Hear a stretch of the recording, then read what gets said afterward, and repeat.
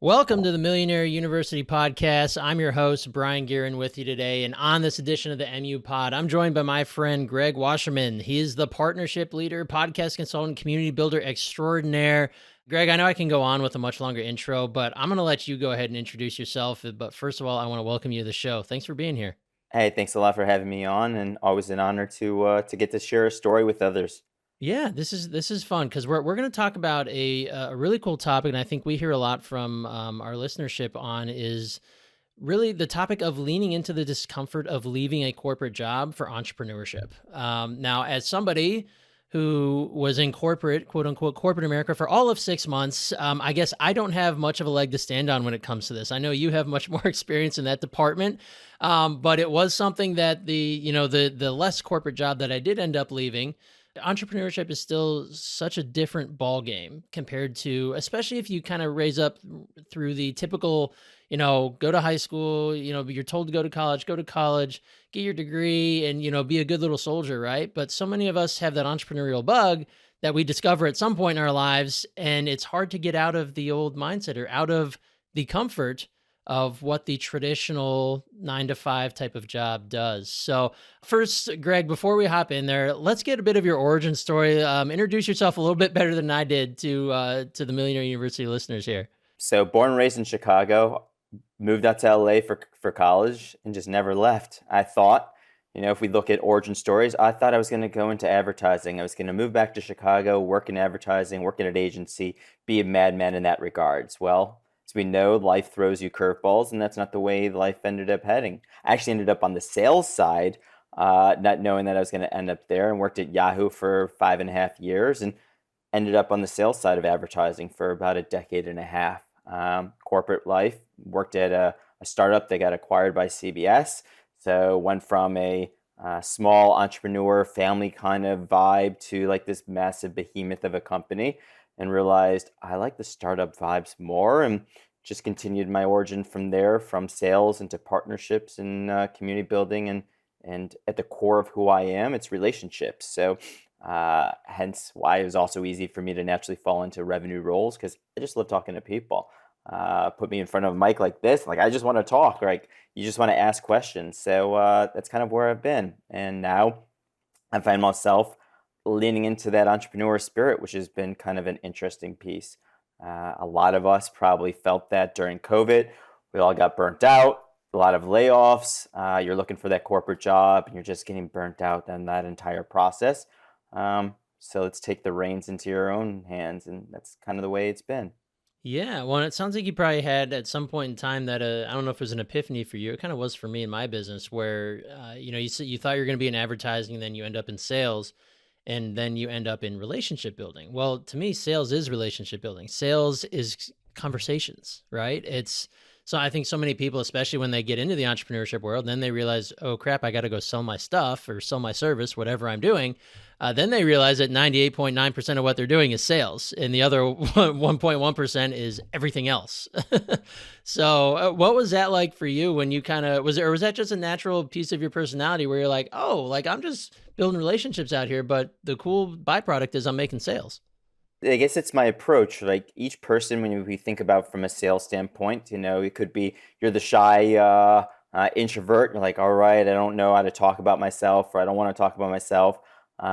It's easier to talk about other people, like whatever the case may be. You've got myself, where it's like, I'm just curious. Like one of my values is curiosity. So for me, it's always been, let's learn about people, let's learn about their business. But from a sales standpoint, the way my mind works, and this is how it's been able to be successful not only in the corporate world, but also in this entrepreneur ventures, is how do I give back? How do I help someone else? And so when you're just thinking about the product and the business you're selling, then it becomes very transactional. The way I've always looked at it is it's not a transaction, it's a relationship. And how do I build that? I don't know where the conversation is going to take me. It's literally my motto. Life is about time and relationships. I don't know where any conversation is going to go. If you had a crystal ball, I would ask you, like, what team do I bet on and what's the lottery tickets, right? Like none of us know that. So basically you just have a conversation, and through that relationships get built. And if you're very transactional, then you're not looking at it from a relationship standpoint. You're looking at, are you buying my service now? yes or no, if not, moving on. So in sales, Mhm. you got like, can I disqualify this person up front? Well, I don't like that, right? Like it's a qualification of a, are you going to buy from me now? If not, then great, I'm going to move on to the next person. But like, if you go in there with the mindset of where can this conversation take me? Maybe they're not your person buying, but they're going to go like, oh, you should talk to so and so. They're probably a better fit. But if your mindset is always like transactional, you're never going to get that referral. You're never going to get that connection. They're never going to build the know, like, and trust. And as a entrepreneur, like that's truly what you need to do. You are your own brand, so you have to build the know, like, and trust of others on why would I buy whatever it is, software, service, consulting that you're offering. Yeah, and it's no different than kind of just in the personal world, having friends and building friendships is if you're a and nobody likes you, you're not going to have any friends. And the same in business, if you're, purely transactional and you don't even care about who you're talking to or you're not even friendly even, then you're not going to no one's going to do business with you, right? Or it's going to be very few and far between.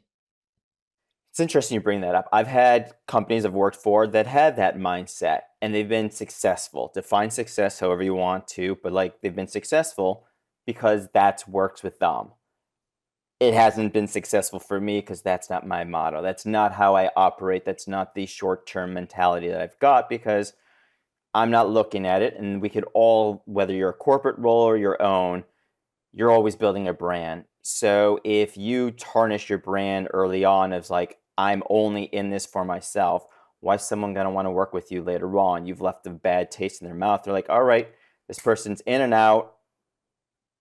Why do I want to talk to them again? There's 8 billion people here. You could do business with so many people. So why burn a bridge? Why think about the transaction now and actually start building your case for where that long-term value takes you in the long run? I always like to look at if you just improve 1% a day, what the statistics is, that's 38% of growth by the end of the year. So if you're always thinking with a growth mindset of how do I always improve, then that helps you from a relationship standpoint as well, because you're always thinking like, all right, where could this take me? It's not a transaction now, it's where my business can go in the future. Absolutely. So talking about how you started in corporate, you said over 10 years at corporate gigs. What was it for you, or what was the turning point where you're like, you know what, I'm an entrepreneur, or I want to be an entrepreneur. I have the stones to do this. What was that experience for you? Yeah, so I guess everyone that's listening here, this is going to be, maybe this resonates with you. You go to a corporate job or you go to a startup.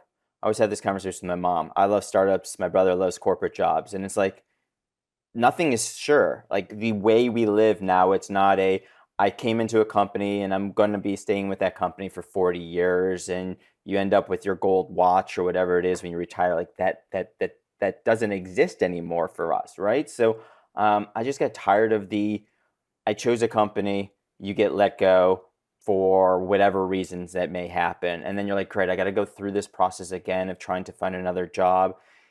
And I don't know about you and anyone that's listening, but like for me, like I do my best work for either myself or a company, not selling myself for why I need to have this job or what is like. So you end up being in the entrepreneur realm because you're like, I'm just tired of that grind. Like I love grinding. I don't want to grind to prove to you that I'm a good employee for you. When that process is broken, I always look like in the interview process to dating. Yeah. And we all know the ghosting that goes on in dating these days. I mean, look, you're married, so maybe you're not familiar with it, but you hear about it from your friends and so forth, right? I do as well. But like that's all broken. So if the dating pool and the dating experience is broken and the interview, which is like dating, is broken, like we are all just exhausted from that. You're like, where can I just find my person? Where can I just find my company? I know my value, I know my worth. What can I do? So at some point, you kind of just go like, you know what? I know those things. Let's just do it for myself, and you kind of fall into that way. It's way more fun for me, and I think I figured this out once I got into entrepreneurship and started actually making my own money. It was way more fun to me to be beholden to my wife and my kids, my personal responsibilities, and my checking account, right? Like those That was way better. Like for whatever reason, I probably have a problem with authority. I don't know. I could not report to other people. Like I was like, whether I liked them or not, it was just odd to me that someone had this power over me, right? Like even if it isn't perceived that way by others, it was to me. And especially if I had bosses I did not like. And I was just like, well, I live in a free country. Why am I reporting to you? Like, who are you to tell me to do it this way or that way or yell at me because I suck? Which is probably deserved because at some of my jobs I was really bad. But it's just the entrepreneurship, that mindset shift of once I made that first buck on my own, I was like, oh, this is way cooler because now I'm reporting to me, my bank account, and my family. Right? It's just different. I mean, being a revenue person, right? Like the the struggle you always have is the next year they're going to raise your goals. You're busting your for someone else to make money. There's multiple layers in terms of like, hold on, I sold all this, but I'm getting a percentage, whatever the case may be. And so I've actually seen, myself included, like a lot of friends going like, you know what, we've reached that pinnacle where like, might as well just go into the consulting. Like, I know enough of the technology, I know enough of this stuff. Fractional work becomes the big thing that everyone's talking about. So can I do that? So if we think about that mindset shift, like you asked me 5 years ago, hey, Greg, you know a lot of people. What do you think about, 100% commission, making introductions, go and sell this product? I would have told you to go take a hike. Now I'm more open to that. I'm like, hold on. I can basically stitch together different services that I get to choose. Yes, I like this or I don't. And then go out there and go, hey, here are the solutions that I'm able to offer to you.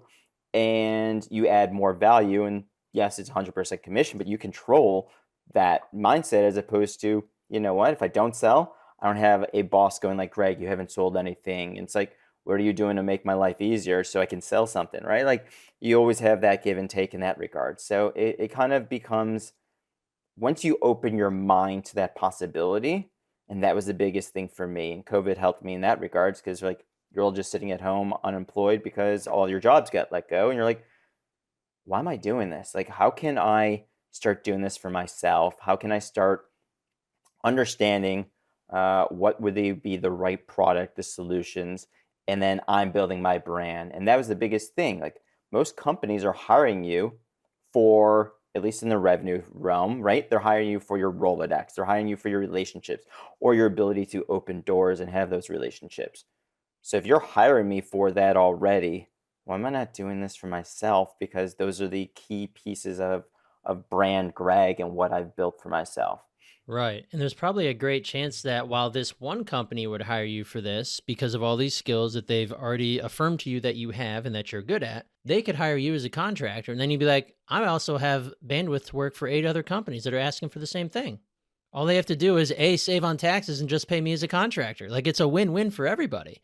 So it's like all these skills that you've acquired, regardless of what your position is at a company, is you can go market it to independent businesses and make it an attractive offer because now you're like, hey, you don't have to give me 150K plus bennies. You just need to pay me 4 grand a month. And here's exactly what we're going to do. And it's going to solve the problem you would have hired me for as a W-2 employee. And as your own boss, what's great about this is you're going in, I don't know about anyone listening here, but like if I'm going into a company and my whole objective is just to sell them that one product, and if you're not the right solution, for me, what I always would be able to do is like, look, if I'm not the right solution, great. We like each other. I probably know 10 other people because salespeople talk among other people. And we're like, let me go ahead and recommend, do you know X, Y, and Z? Do you know this solution? If you have that solution-oriented mindset, you're always A, learning, B, always staying connected to what other opportunities are out there. And then you're helping fill that void. Well, what if I'm now contracted by those 8 other companies and going like, look, I now don't have to refer you to someone else. I'm actually able to offer you those other 8 solutions, and I'm not just here focused on that one solution. Now you become even more meaningful to that business because you're like, look, I'm just here to help you solve your problem. I brought many tools in my tool belt instead of just this one tool, and let's talk. And that becomes a great opportunity for you because now you're going to get paid on 4 solutions you just sold this person, as opposed to I got paid on nothing because I have to refer 4 solutions to 4 other people and hope I get a kickback by someone. But most of the time, they don't give you a kickback because you're like, I'll help you, you help me. It all just depends on the relationship and how you want to structure it. But like your earning potential now is so much higher in that regard. Yeah, it makes way too much sense, and I'm curious about how I totally understand the fear and discomfort of, okay, let's say I've been at a corporate job for 3 or 4 years, and I'm making enough money. I'm comfortable, right? And I've always been interested in entrepreneurship, but man, like just that fear of putting in my 2 weeks or my 1 month notice, whatever it is, and then it's like, then what? What advice do you have for people who are maybe in that position, who, whether they're more cold turkey people or they want to kind of process this out? What was your way of doing that, handling that type of scenario? I mean, I got thrust into it, but I would say, had I done this, had the mindset I just described been one I was following then, I would have gone like, I would have said yes to all the companies that were like, hey, what about this? Instead, I said, no, that wasn't for me, right? Now I would say yes. And if I'm in a corporate role, going like, all right, I'm going to say yes. What's a referral? What is the contract? What is it, right? As long as it could be one of those where you're like, I'm going to, instead of ask for forgiveness, ask for permission, I'm going to ask for forgiveness, right? Hmm. Like, happens a lot of time. Read your contract with your corporate gig, but like, for the most part, you should be able to get away with, you know what? I'm going to go into this client. I got these solutions. As long as I'm hitting my goals, as long as I'm doing the job I need to do, take away sales, let's look at engineers. Think about how many project managers I've had or how many engineers I know are working on other things on the side, whether they're building their own thing or they're helping a buddy or whatever the case may be. Like, yeah, I build websites on the side and whatever the case may be, right? Like you see that all the time. As long as it's not impeding your work, as long as it's not harming, and you're hitting your goals, you're hitting your metrics, you're hitting KPIs, whatever the case may be. Like if your work is suffering, and that becomes a little stickier thing. But if you're able to do it and start dabbling on the entrepreneur side of it, then go do it. Start picking up, if you build websites, start picking up the side gigs of websites. And then always remember, invest in yourself, right? Like no company's investing in you like you can invest in yourself. So start skilling up, whether it's sales techniques, whether it's tools, whether it's knowledge, whether it's engineering resources or engineering knowledge or coding, whatever your profession is, start figuring those pieces out and start talking. Goes back to the relationship side of things. Like you're always talking to people. One thing I would say, well, it's off topic to this, but it's similar. Once you have a job, you should always be interviewing or networking with other hiring managers, other companies, because once again, even if you don't go down the entrepreneur route, you still want to know what's out there. And that could also, from an entrepreneur standpoint, help open your eyes of going like, ooh, this is an interesting solution, product. I can either build it, I can go self-contract with it. Like all those things start opening your mind to possibilities. Otherwise, yeah, you're stuck in the 9 to 5 job and you're just grinding. Let's talk about relationships, because that you struck a chord with me, because I've realized in my 7+ years of being an entrepreneur that relationships are possibly the most important thing when it comes to the capital that I have in my business, and not just talking about money, talking about relational capital, not just from the new clients that come from referrals or from the benefits that come from knowing the right people in the right places at the right time. But I think when I recall working back for when I used to work for other people, it was like I got the job, I get in there and I focus on doing it and I try to do the best I can. But I had absolutely no concept of the importance of building relationships in the business world, because I was just like, oh, I'm an employee. This is my job. I got to go do it. How do you think someone who is in a corporate job, who maybe hasn't been exposed to that type of mindset shift or the idea of building relational capital, what would your advice be to them when you're there? I know you mentioned like talking to different sales managers. Is it just as easy as sending LinkedIn requests and just asking for a conversation? For you and I think this is pretty easy. We're just curious people. But for those who might be more introverted or they know they need to build more relational capital, where do they start? Start with your own company. I don't care if it's a 20-person company or if it's a thousand massive, Fortune 500 company. I think that's where I started in understanding, hold on, if I just stay with inside our sales realm and our sales department here, and I'm being told to do things, I'm sorry, I'm never one to go like, this is what you have to do, and I can't think outside. I'm like, hold on, something just doesn't sound like. So start internally, start breaking down silos. I'd say that's the biggest thing that helped me in my career is you break down the silos. We all are working from home, or some companies are now forcing you back in the office, but like, start talking to the different people in different departments. Start understanding. I mean, at the core of what everything we should be doing is for the customer. Whether you're a solopreneur and you're trying to help a customer, or you're at a corporate job, everything is the whole reason your company exists is for a customer. Whether it's a consumer or another business, it's a customer in that regard. So the more you can understand of how engineering's thinking about things, how products is thinking about things, how support, service, all those different departments are kind of all coming together. You start understanding just the mindset of each of those individual departments and what they're focused on, which then helps you understand your company and your role a little more. And it starts tying that all. That then builds the relationships because most people operate in silos. Most people aren't going like, you know what? You're a VP of customer service and I'm a engineer. I would love to understand. They're going to go like, this is incredible. And then you start realizing like, oh, maybe there's collaboration. So like it only can help you if you don't go down the entrepreneur route. That's the only thing that's going to help you because you're starting to build your capital. Then other companies are now you're able to tell other companies, once again, stay out of the entrepreneur, other companies going like, yes, I understand how to work with these other departments. Now let's go down to the entrepreneur side of it. It's like if you understand all that as a solopreneur, as an entrepreneur, you have to understand my zone of genius is what my zone of genius is. I may not know the best at customer service. I may not be an engineer. I may have to outsource all that. Well, if you're already working on that internally at your company, that's only going to make you a better entrepreneur because you understand how to have those conversations with all the quote unquote outsourced departments that you're working with. So as an introvert, I would say, or you and I curious, like start building down those silos, breaking down those silos, and that's going to truly help you in all things of your career, whether you take the leap into our realm or you stay corporate.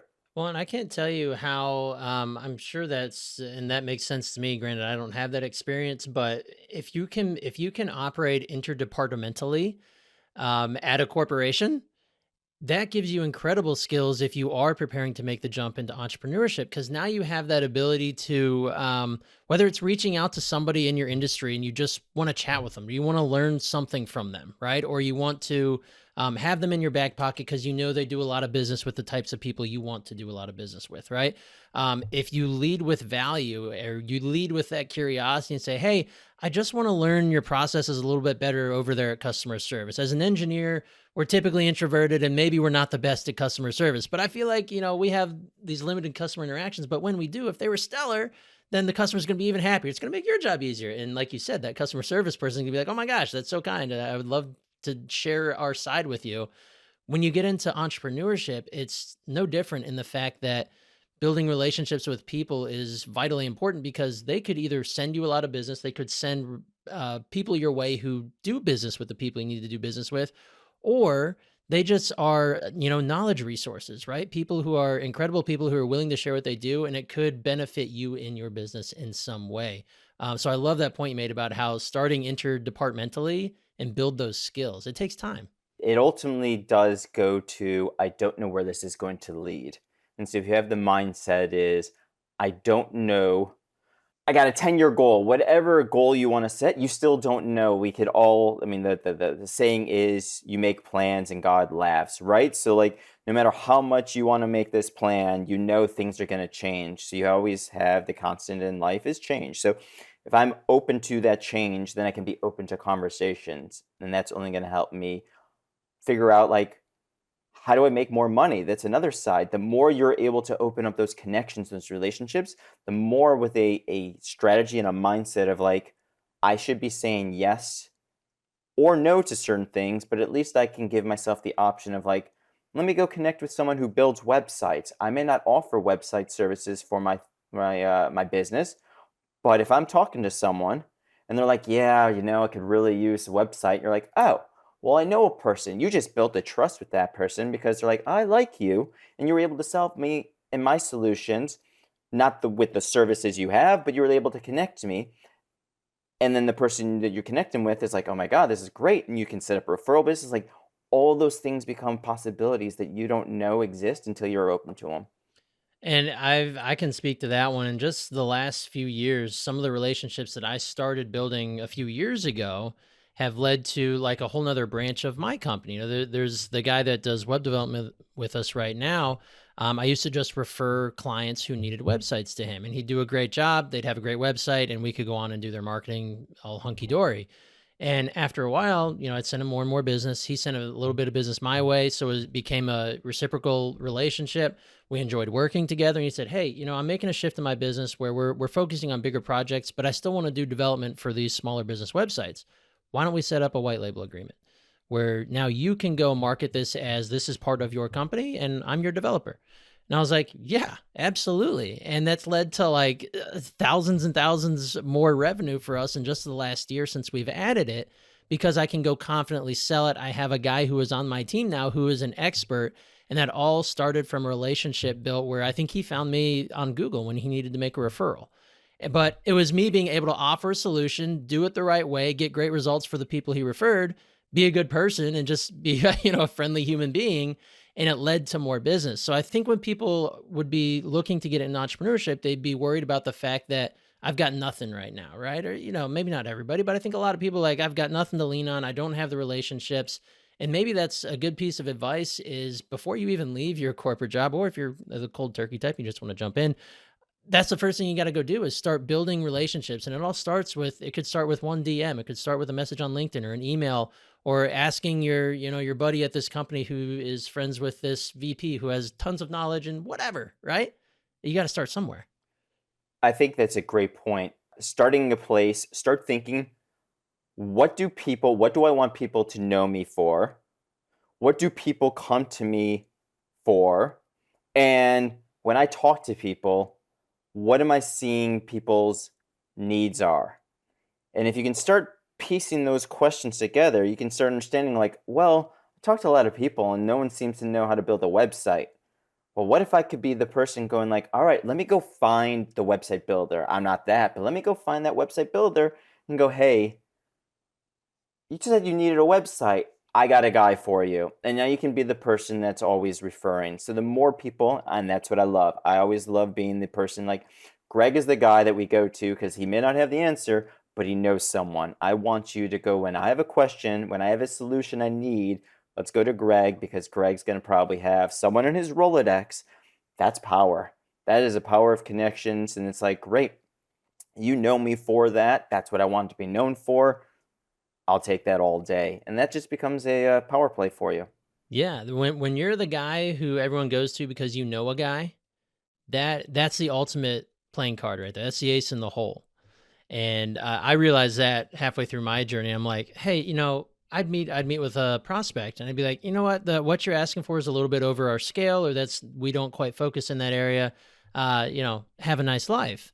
And then it took me so long to realize like, no, wait a minute. Like there's an opportunity with everyone I meet with. If they are somebody I choose I want to work with, but maybe my solutions don't perfectly match up with their problems.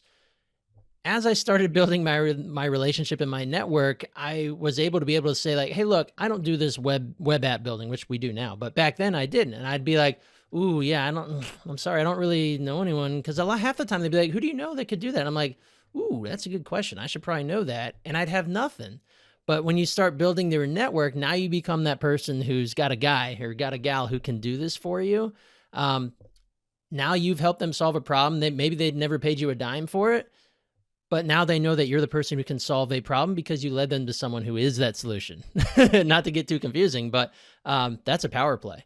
And if we go into the topic of this of like leaning to discomfort, right? Like if someone comes to you and you don't have an answer, we all have that feeling of like, oh, I should know this or I don't know this. So it's quick to go like, I'm not your person. I'm sorry, I can't help you.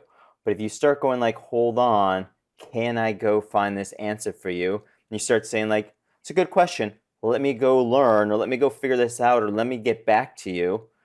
That's only going to level you up and start teaching you things that next time someone comes to you, you're like, oh, I know a little more about this. Your zone of genius expands a little more. Your power, your knowledge, all those things happen. So when you start saying yes to some of these things, your world starts changing. When you're so focused on like, let's do corporate, let's do what I know, let's only stay in this realm, whatever the task is, my KPI, whatever my company's telling me today, you're not thinking about what other opportunities there could be. You're so focused on your here and now. Yeah, I think that's the concept of leveling up, because if you force yourself to say, "Hey, look, I don't have your solution right now as it stands with my skills and abilities or team, whatever, but let me go find someone." Now that forces you into this little task of putting yourself out there, whether it's reaching out to the people you do know, or going out on LinkedIn, or calling up somebody from a different company who you used to work with 5 years ago, and saying, "Hey, does anybody know somebody who can do this?" Now you're showing that person that you care enough about them to not just leave them hanging and go back to the Google machine to try and find their solution.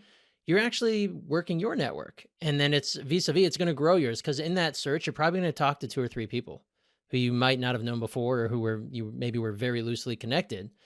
And then through those conversations, like you said, I love how you said, I don't have a plan when I go into a conversation. It's just who knows where it's taking us. And I'll bet you 90% of the time it takes you to pretty cool places, right? Like, hey, we were talking about, buying and acquiring businesses here, but I didn't realize you acquired a marketing company, and that guy's looking to partner up, or what, right? You never know what people are into, and you won't know that until you build those relationships. And it's a mindset, right? And like not everyone's going to follow that mindset. We could all admit, anyone that's listening, we see this. I reach out to someone, LinkedIn, email, and my outreach is usually the same. Look, I know there's a there. I don't know what it is. And someone could be, you know what? I only have a limited amount of time. We all get this. There's not 28 hours in a day. We only have a limited amount of time. And if we are an entrepreneur or at a corporate job, we're all trying to figure out, how do I get what needs to get done? I don't have time to take on other stuff. Problem with that mindset is we all know connections. The person who has the most connections ends up winning. More conversations ends up winning. So if you're not talking to people, you're only focused on the task at hand, think about how much opportunities you're leaving on the table for yourself. So the person who's like, nope, this isn't a solution for me. No, I don't have time for this. You could say, maybe my outreach was bad. Maybe my messaging wasn't the greatest. Or that's also maybe not the person you want to be talking to, because their mindset is there. But don't let that stop you. There are so many of those people that I've connected with over the years. I have a terrible memory, but somehow I remember certain things where it's like, that person said no to me, but we connected on LinkedIn. And then 4 years later, I still have not talked to this person, but I saw something they posted on LinkedIn. I'm like, I'm going to help this person. Guarantee you, they do not remember that they slammed the door on me. But am I letting that stop me? No, because I still see an opportunity to help, which then brings them back into like, oh, how do I work with you? That would be amazing. And that just changes your entire mindset. And so if you're always thinking about the revenue today, you're missing out the revenue and the opportunities and the growth for the future. Absolutely. You mentioned that you're a community builder, and I think community goes hand in hand with building relationships and communities in general. Like when I discovered how powerful and unlock communities were, was probably, well, at least 7 years ago when I started my business. It all came from a course in a community, in a coaching community. But I really realized the importance of it probably 3 or 4 years later, when I became part of a few others by happenstance or by connections I had. And I think this might be, and tell me if I'm wrong, this is a good way for someone who is in a corporate job right now and wants to get out, but there's discomfort there. If you become part of a community, whether it's through a course that's leveling up the skill you already have, or maybe an additional skill you want to acquire if you're going to go out and be a consultant or start a business or whatever. Talk about the value of community when it comes to leveling up, when it comes to building those relationships, and maybe gaining the confidence to actually get over that discomfort to leave your job. So curiosity is what I lean into, right? So if we think of someone who's not curious in that regards, I'll have to get back to you on how to, but like take a curious mindset. Um, I am part of 40 plus Slack communities, Whoa. ranging from climate and sustainability to PR to sales to you name it. I've joined. I literally went and looked at like what open communities are there that I could join. Um, am I active in them? No. Once again, we don't have that many hours in the day, but I start and I learn, and that is always then, okay, how do I level up? So when someone asks a question, I now have 40 different communities that I can go into and probably get an answer to a question that if I wasn't already part of those communities, I would never have an answer to. I would have to try and search out something else. So that's where my mindset was, is like, where could I go to be part of a place that I know no one's going to know me, but when I have a question, I know someone's going to go like, I want to help you with that answer. It's also that giving, like you feel good when someone asks for something, because you're like, wow, someone is literally looking at me for an answer that's incredible. I'm happy to give that answer back and help you and pay it forward in that regard. So for me, it was joining communities. It was joining. I already was in Slack because of the corporate world, so it made it really easy. If I'm already doing Slack for corporate, might as well just add 40 more over time, right? Add Hmm. more Slack communities as opposed to all the other community platforms you have now with School and Circle and you name it. Discord, I just never got into. I have it, but Me like either. I live in Slack, right? So Yeah. for me, that was the easiest thing to truly level up is how do I go find Slack communities or a community, whatever you want to live, and be part of that. Also, from a level up standpoint, is invest in yourself. So I spent the money, joined a cohort, 25 of us. So you could look at it as like a mastermind, but this was like an 8-week cohort, all different kind of skills leveling in the partnership world. It's like great, like we all were able to band together and go like, wow, I know what this feels like, and then help each other.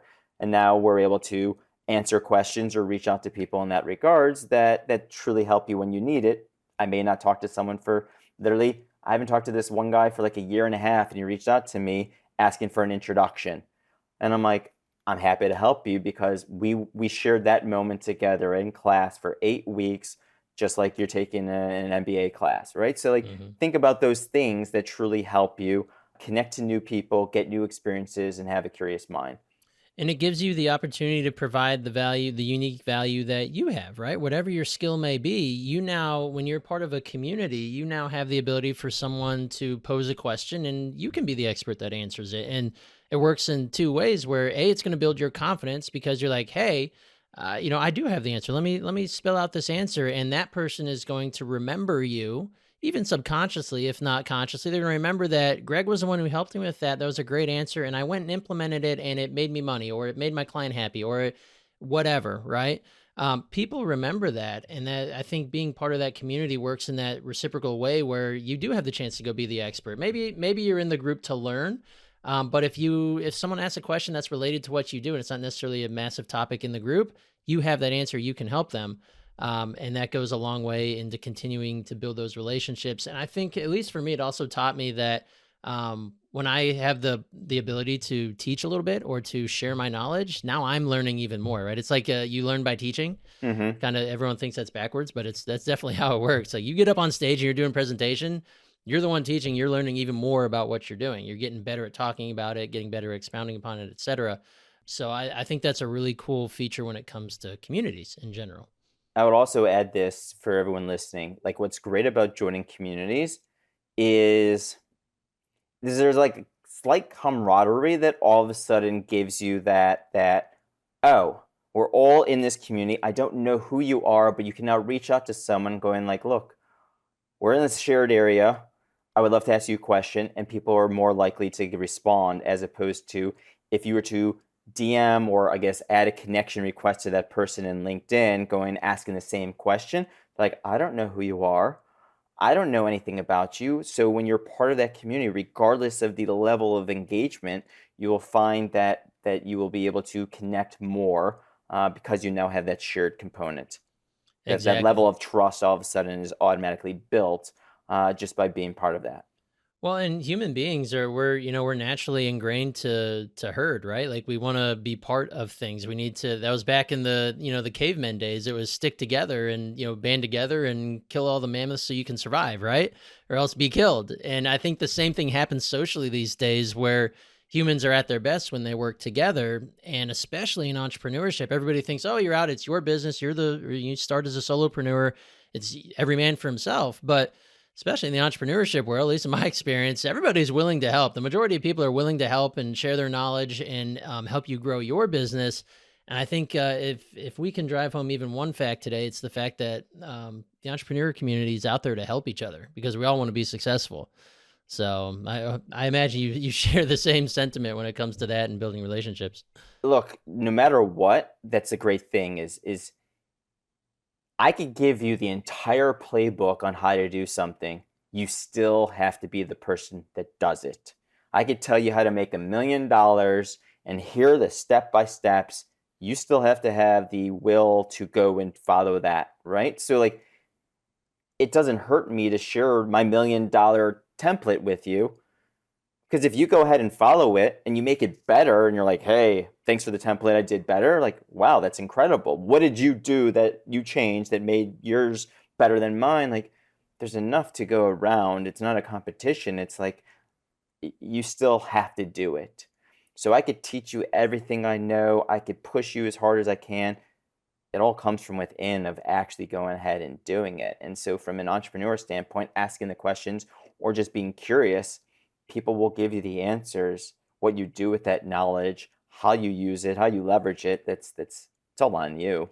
Yep. Yep. And at the end of the day, and then maybe that's a good place to land the plane here. Maybe at the end of the day, when you lean into the discomfort of leaving a job, it's all about the faith in yourself to actually go out there and do it and know that you have trust in yourself to be able to make that leap, right? Like it's at the end of the day, I always say the best slogan ever made was Nike's, right? Just do it.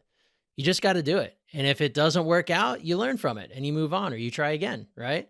So, yeah, I think well, Greg, this has been fantastic. This was kind of I feel like maybe a slightly off the wall topic or one that I think a lot of people wonder about, but maybe doesn't get talked about too much. I don't know. What do I know? I'm just a guy on a microphone, but this has been awesome. Thank you so much for stopping by today. And I want to make sure that if there's any of our listeners out there who want to get in touch with you or to chat or to build a relationship with you as well, because you are a very connected man and you're obviously a very kind and giving person. So, what's the best way for our listeners to get in touch with you or check out what you're up to these days?